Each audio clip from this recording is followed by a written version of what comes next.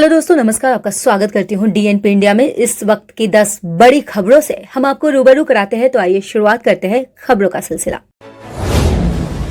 बिहार की राजनीति में लगातार हलचल हो रही है। राष्ट्रीय लोक समता पार्टी यानी आरएलएसपी ने जनता दल यूनाइटेड में मर्जर की संभावनाएं जताई जा रही है, लेकिन इससे पहले ही आरएलएसपी को बड़ा झटका लगा है। उपेंद्र कुशवाहा की पार्टी ने कई नेताओं ने अब राजद का दामन थामने का फैसला किया है।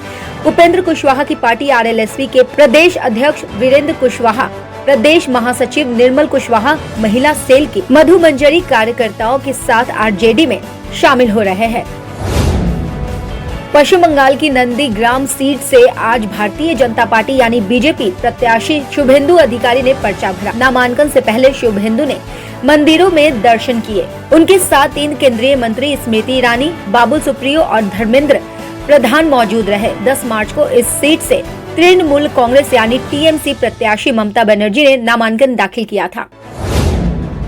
टीएमसी प्रमुख और पश्चिम बंगाल की मुख्यमंत्री ममता बनर्जी के 10 मार्च को नंदीग्राम में नामांकन के बाद सड़क के रास्ते लौटते वक्त उनके पैर में लगी चोट पर सियासी गर्म है। पश्चिम बंगाल के चुनावी संग्राम के बीच चोट भले ही ममता बनर्जी को लगी हो, लेकिन घायल विपक्ष दलों की राजनीतिक रणनीति हो गई है। यही वजह है कि एक तरफ लेफ्ट कांग्रेस और बीजेपी के नेता ममता की चोट लगने की घटना को सियासी ड्रामा बता रहे हैं, वहीं दूसरी तरफ उन्हीं पार्टियों के दूसरे नेता चोट को लेकर संजीदगी भी जाहिर कर रहे हैं और जांच की मांग कर रहे हैं, जबकि इसके शीर्ष नेतृत्व में पूरी तरह खामोशी अख्तियार कर रखा है।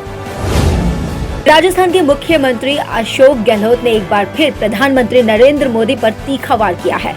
दांडी मार्च के 91 बरस पूरे होने पर एक कार्यक्रम को संबोधित करते हुए अशोक गहलोत ने कहा कि प्रधानमंत्री नरेंद्र मोदी की सरकार को सीधे रास्ते पर आना चाहिए, वरना जनता सीधे रास्ते पर ले आएगी।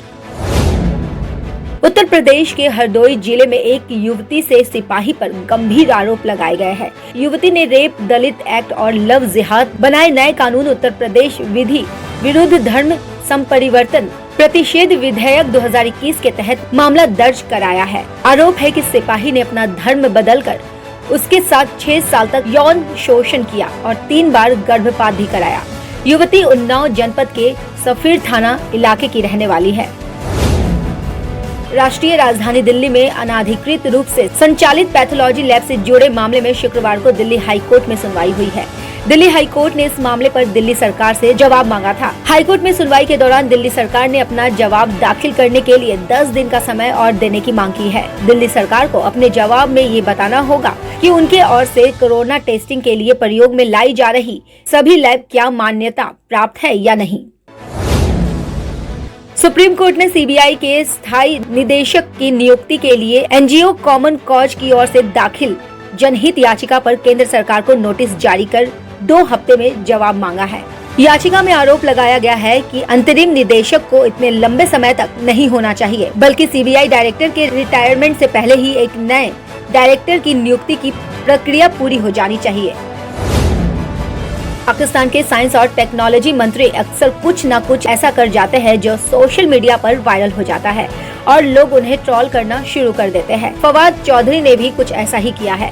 फवाद चौधरी ने एक ट्वीट किया है जिसमें उन्होंने छोटे आकार वाले स्पाई कैमरों के बारे में सचेत करने की कोशिश की है। अब फवाद के इसी ट्वीट को लेकर उन्हें सोशल मीडिया पर ट्रोल किया जा रहा है।